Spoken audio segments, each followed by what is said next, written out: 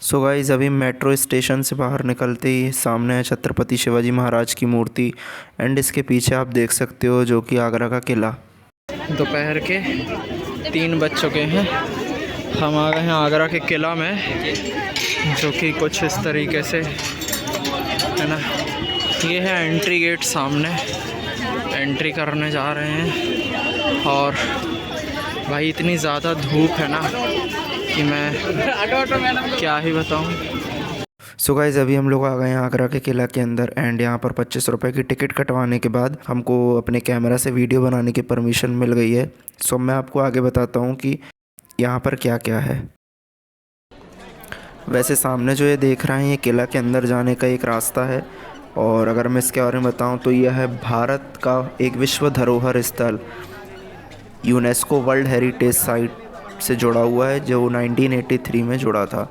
और इसे लाल किला आगरा भी कहा जाता है। आगरा किला, लाल किला, आगरे का लाल किला, कुछ भी, क्योंकि इसकी देखो आप, अगर आप देख सकते हैं अभी नहीं वैसे बाहर एंड अंदर की जो आप यहाँ की खूबसूरती को, तो यहाँ पर लाल बलुआ पत्थर से इसका निर्माण हुआ था। और यह मुग़ल साम्राज्य जो कि अकबर और भी थे ना, उनके प्रमुख सैन्य, राजनीतिक और प्रशासनिक केंद्र रहा उनका, जो कि दिल्ली से कंट्रोल होता था मुग़ल साम्राज्य। तो ये आगरा का किला इन्हीं सब चीज़ों से संबंधित है। वैसे हम ये सामने की तरफ देखें हैं जहाँ से लोग आ जा रहे हैं, तो हम इसको एक प्रांगण कह सकते हैं या आने जाने का एक रास्ता कह सकते हैं। और इसकी एक ख़ास बात मुझे समझ आई कि यहाँ पर हम अगर नीचे खड़े होकर भी ताली बजाते हैं तो ये तकरीबन 400 मीटर लंबा है या उससे भी ज़्यादा, तो ऊपर तक आवाज़ जाती है। तो कहीं ना कहीं इसके जो आकृति है, इसको बनाने की स्थलाकृति है उसकी, उसमें ये कुछ ख़ास बात होगी। बाकी आप वहाँ पर जब जाइएगा तो आपको अच्छे से समझ में आएगा।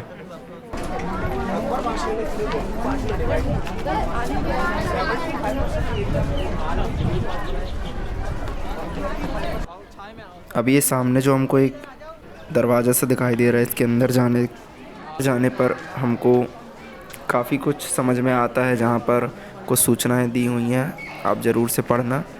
एंड राइट साइड में कुछ एक संग्रहालय टाइप का है जहाँ पे बुक्स रखे हुए हैं, जो कि हम लौटते पर मतलब वापसी में विज़िट करेंगे कि वो क्या है। बिकॉज़ अभी धूप काफ़ी तेज़ है और हम लोग काफ़ी ज़्यादा थक चुके हैं, तो पहले हम किले का भ्रमण करते हैं।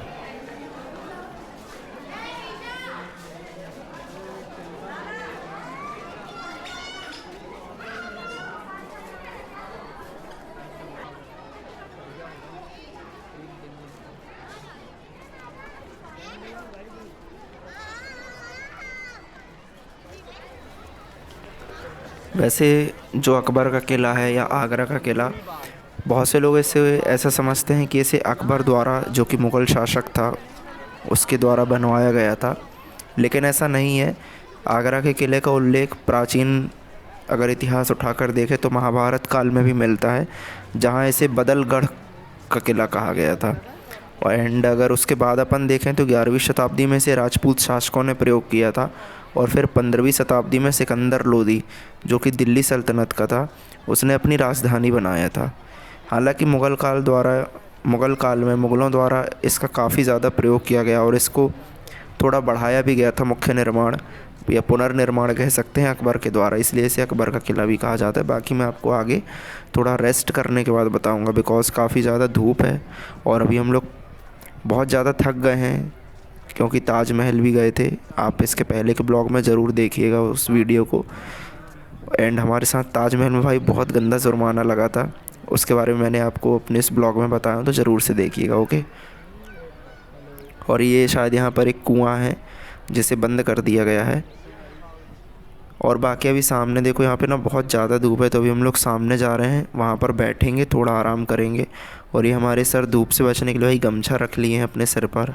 और हमारे साथ ही अतुल, जिनका खुद का भी एक यूट्यूब चैनल है, वो अपने ब्लॉग बनाने में पता नहीं कहाँ बिज़ी हैं।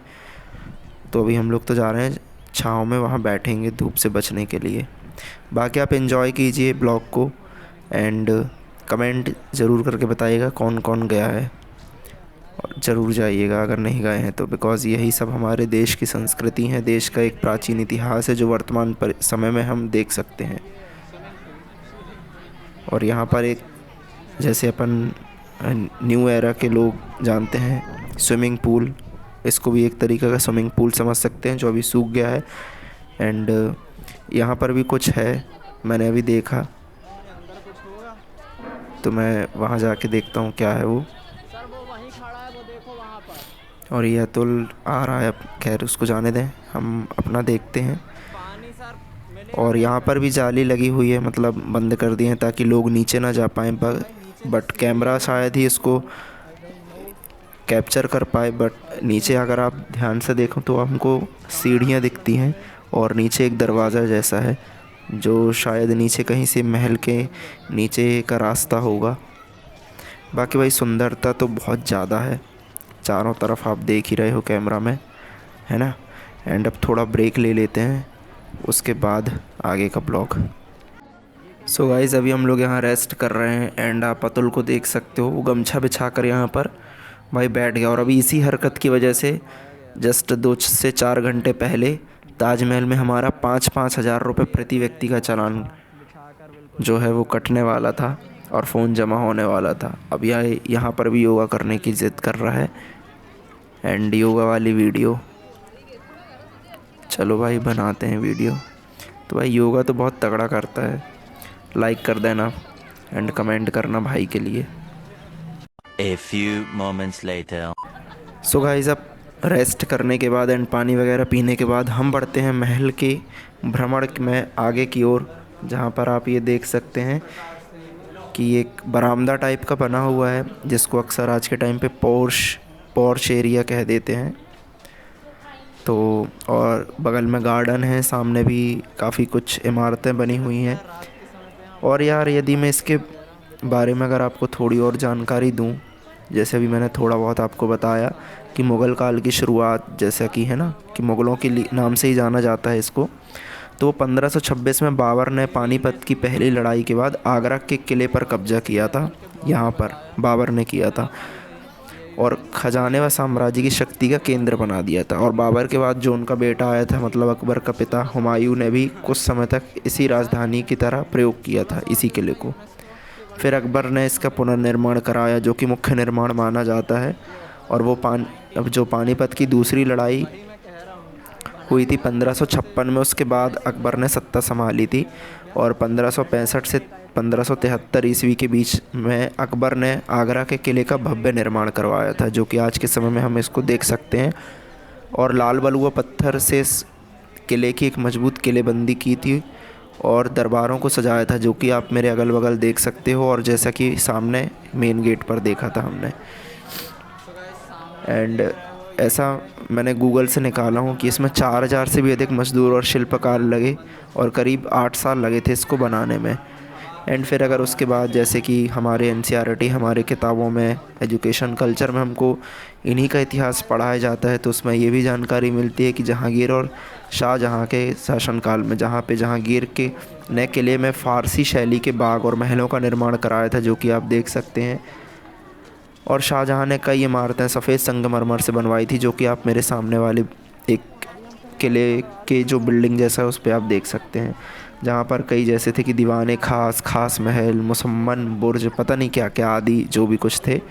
तो अभी सामने जो एक है यहाँ पर भी एक, मुझे लगता है दीवाने खास था, अभी आपको मैं वहीं लेकर जा रहा हूँ। और औरंगज़ेब ने शाहजहाँ को नज़रबंद किया था इसी महल पे, जहाँ से उन्होंने अपनी अंतिम सांस ली थी और ताजमहल को निहारते रहे। मैं वो भी आपको दिखाऊंगा, ठीक है। एंड औरंगज़ेब के बाद इसे सैन्य छावनी की तरह प्रयोग किया था, मतलब औरंगज़ेब ने इसे सैन्य छावनी, प्रशासनिक केंद्र के रूप में नहीं। और बाद में जाट, मराठा और अंग्रेज़ों के हाथ में यह किला गया और 1803 में अंग्रेज़ों ने इसे अपने नियंत्रण में लिया और इसे सैनिक छावनी के रूप में इस्तेमाल किया। एंड अभी आप जो सामने देख रहे हो सफ़ेद कलर का एक इमारत जिस पे काफ़ी सारे पिलर्स हैं, आई थिंक यही है दीवाने खास, जहाँ पर अक्सर हम टीवी में जैसा देखते हैं कि राजा मंत्री सभी लोग बैठकर अपनी प्रशासनिक कार्यविधि कर रहे हैं। एंड गाइस मुझे कंफर्म नहीं है, बट शायद यही है दीवाने खास या दीवाने आम। यदि आपको कंफर्म हो तो प्लीज़ कमेंट करके बताइएगा। एंड मैं आपको बता दूं, दीवाने आम, जहाँ पर आम दरबार, जहाँ प्रजा अपनी फ़रियाद पेश करती थी, तो यहाँ की संरचना और विशाल आकार देखकर मुझे ऐसा लगता है कि दीवाने आम यही होगा। क्योंकि आप लेफ़्ट साइड जैसे देख सकते हैं, मैं भी आपको अपने कैमरे में रिकॉर्ड करके दिखाऊंगा कि वहाँ पर राजा के बैठने के लिए गद्दी या एक पत्थर टाइप का बना हुआ है, जिस पर बोर्ड में लिखा हुआ है, चलो दिखाई देता हूँ इस स्थान पर। तो यदि हम इस सामने के जो यहाँ पर अगर राजा बैठता है आम दरबार के लिए या फ़रियाद के लिए, प्रजा की फ़रियाद के लिए, तो हो सकता है कि यहाँ पर इतने बड़े प्रांगण में प्रजा की फ़रियाद सुनी जाती हो या आम दरबार लगा जाता हो। बिकॉज़ दीवाने ख़ास तो विशेष दरबार होते हैं जहाँ राजपूत, विदेशी राजपूत या कोई भी जो विदेशी भ्रमणकारी रहते हैं, अतिथि, उनको बुलाया जाता है। तो आई थिंक ये दीवाने आम ही है। इसके बाद मैं आपको आगे और बताता हूँ, अलग अलग है, लेकिन हम लोग काफ़ी ज़्यादा थक गए हैं, तो हम लोग थोड़ा भाई रेस्ट कर ही आगे बढ़ रहे हैं।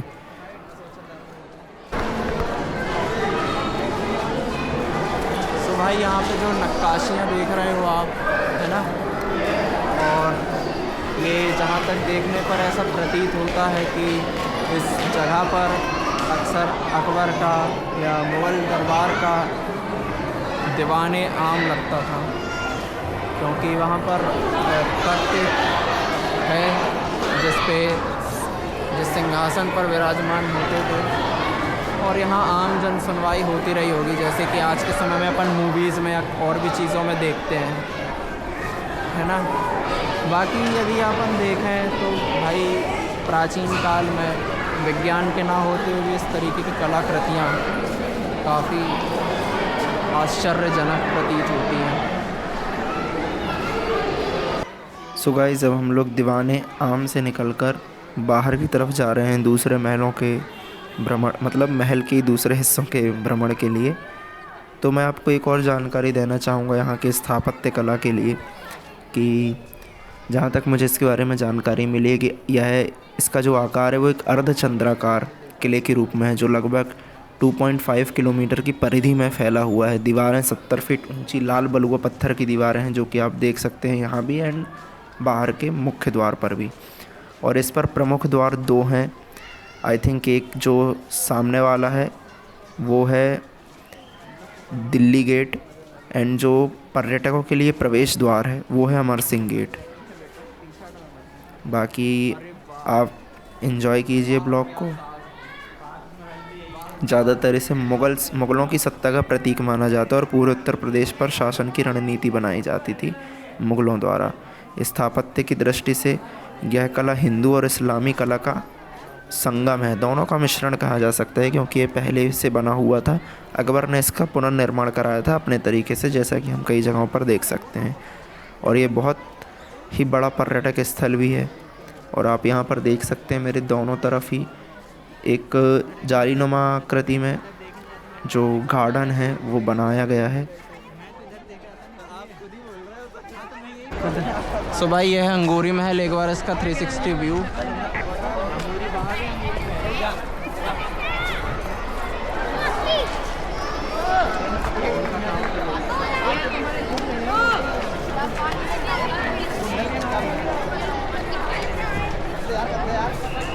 हाँ,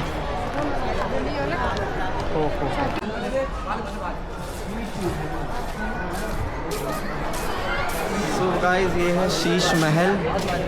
1631 से 1640 ईस्वी मुग़ल सम्राट शाहजहाँ ने ग्रीष्म महल के रूप में बनवाया था।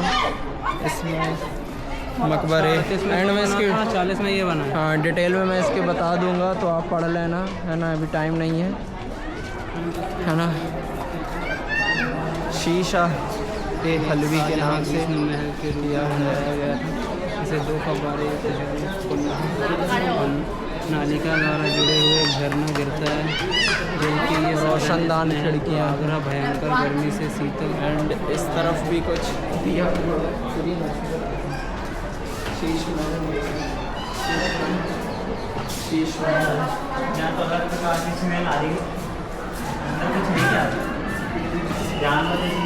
ये नेगेटिव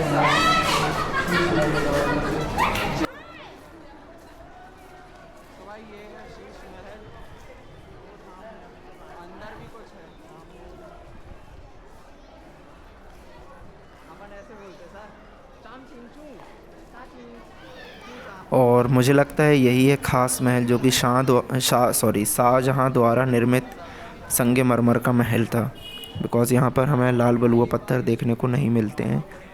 बाकी अगर हम बारीकी से देखें तो भाई काफ़ी कुछ समझ में आता है कि प्राचीन इतिहास को देखते हुए कि उस समय भी क्या कलाकृतियाँ थीं। और आप सामने का व्यू देखें, एक कैमरा बाहर कर देता हूँ मैं, लेकिन सामने का जो व्यू है वो बहुत ही शानदार है। सामने लिखा हुआ है आगरा फोर्ट, एंड वहाँ पर हमें ताजमहल दिखाई देता है सामने। आपको शायद ही छोटा सा दिख रहा हो ताजमहल।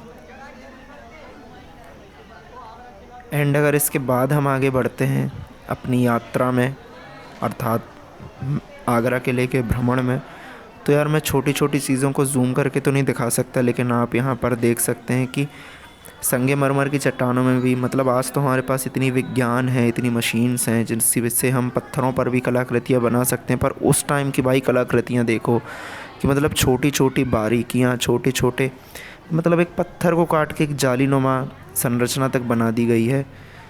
जैसे कि यहाँ पर देख सकते हैं। अभी आपको हो सकता है वीडियो में इतना कंफर्म समझ में ना आए, बिकॉज़ आपको लग रहा हो कि ये तो जाली लगी हुई है, पर जब आप रियलिटी में वहाँ जाकर देखेंगे तब आपको समझ में आए कि हाँ, पत्थर को काट के वहाँ जाली जैसी आकृति बनाई गई है ताकि एक फ्रेश एयर आ सके।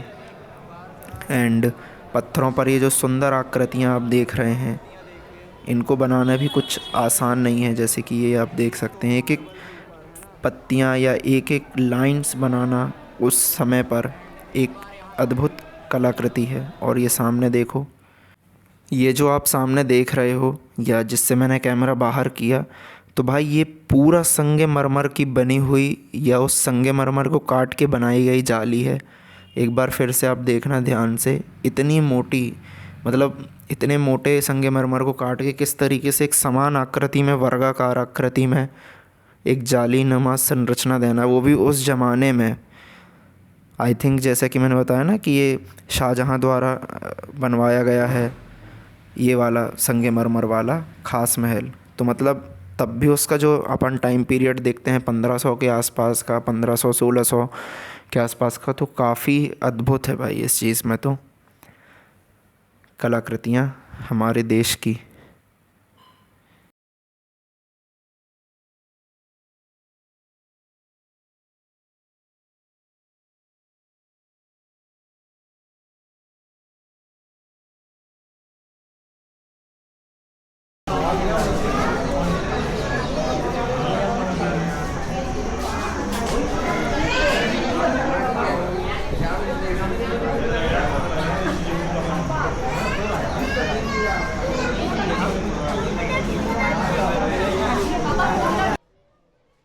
भाई इसके बाद हम बढ़ते हैं आगे पैदल चलते चलते, और यहाँ पर छोटे छोटे कमरे बने हुए हैं। और भाई इतनी तेज़ धूप है ना कि हालत हो रही है ख़राब बहुत ज़्यादा ही हम सब की। पर यहाँ की स्थापत्य कला को देखने का भी एक अलग ही मज़ा है, बिकॉज़ हम चाहे कुछ भी पढ़ लें, किताबों में पढ़ा हुआ और सामने से देखा हुआ, दोनों में ज़मीन आसमान का अंतर होता है।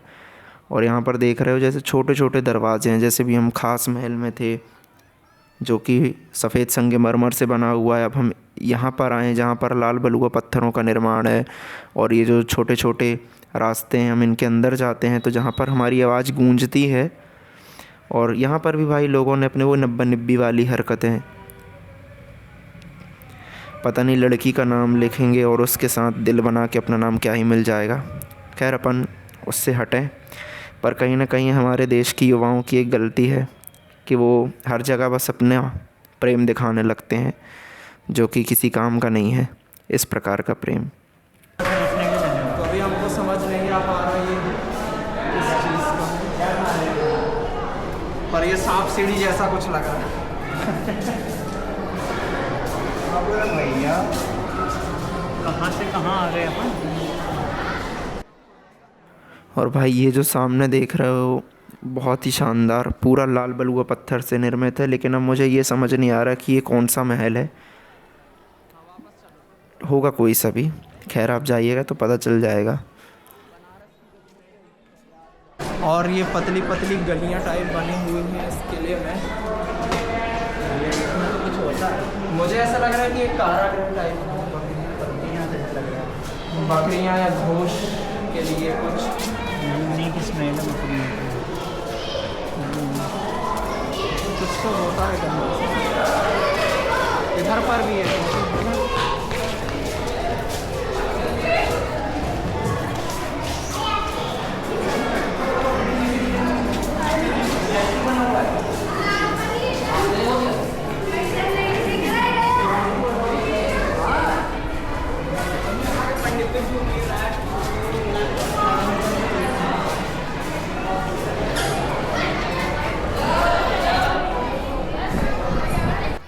और भाई ये देख रहे हो आप, ये जो मेरे बगल में पतली सी एक लाइन थी जहाँ पर ये लोग खड़े हुए हैं, अभी मैं दिखाता हूँ आपको।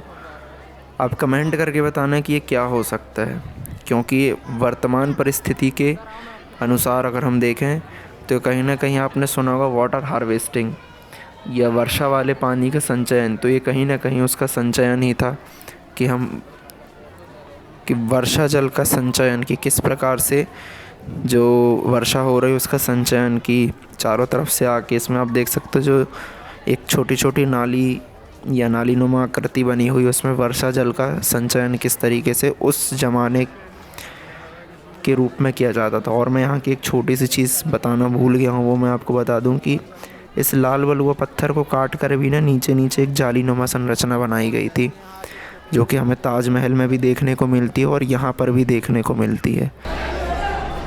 पानी के निकासी के लिए जो व्यवस्था बनाई गई है।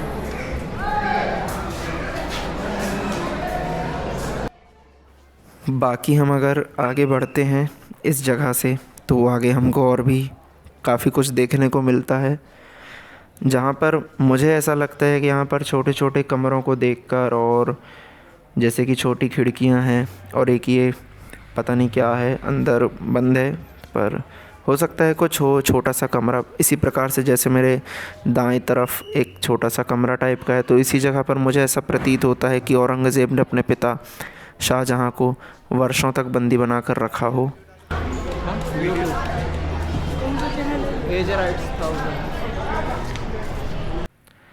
एंड आपने सुना ही होगा, जैसा कि मैं बता रहा था, कि औरंगज़ेब ने अपने पिता शाहजहाँ को बंदी बना के रखा था कि तुमने तो पूरा जो भी धन था, ख़जाना था, वो पूरा ताजमहल को बनवाने में लुटवा दिया, तो अब बैठकर उस ताजमहल का ही देखो।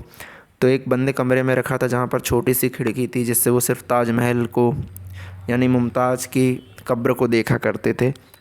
सॉरी, मैं किसी धर्म को अपमान नहीं कर रहा, किंतु ऐसा हुआ था, आप इतिहास की किताबों में उठा कर देख लीजिएगा।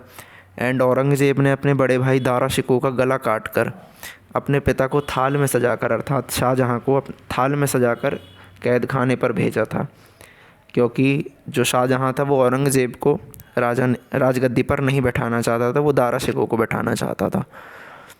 तो काफ़ी कुछ ऐसा इतिहास रहा है। बाकी स्थापत्य कला तो हम ये समझ चुके हैं, लेकिन अगर आप ये ऐसा समझते हैं कि इस किले को मुग़लों द्वारा बनवाया गया था तो बिल्कुल गलत है। आप इतिहास उठाकर देखिएगा, ये किला पहले से था, उसका पुनर्निर्माण कराया गया था और उसको एक मुग़ल शैली में बनवाया गया था। ओके,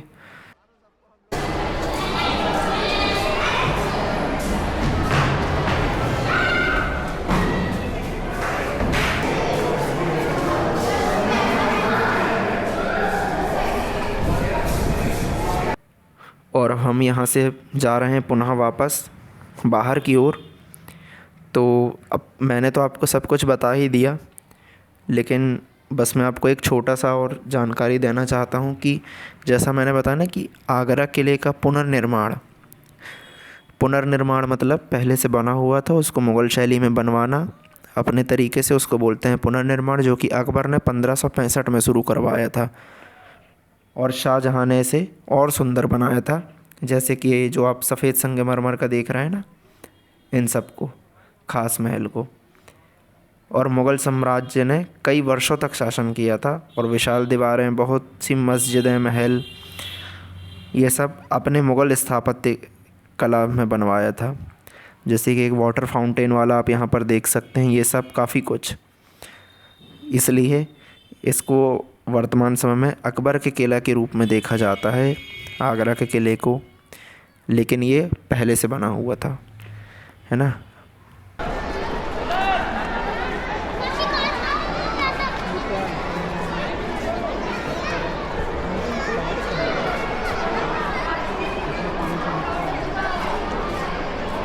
और हम जहाँ से गए थे हम पुनः वहाँ वापस आ गए हैं। और जैसा कि मैंने जाते समय आपको बताया था कि यहाँ पर काफ़ी कुछ किताबें या कुछ रखा हुआ है प्रदर्शनी टाइप में, तो अंदर चलकर देखते हैं क्या है। और वैसे मुझे उतना कुछ ख़ास नहीं है लग रहा, शायद किताबें ही, हाँ किताबें रखी हुई हैं, काफ़ी कुछ यहाँ के इतिहास से जुड़ी हुई।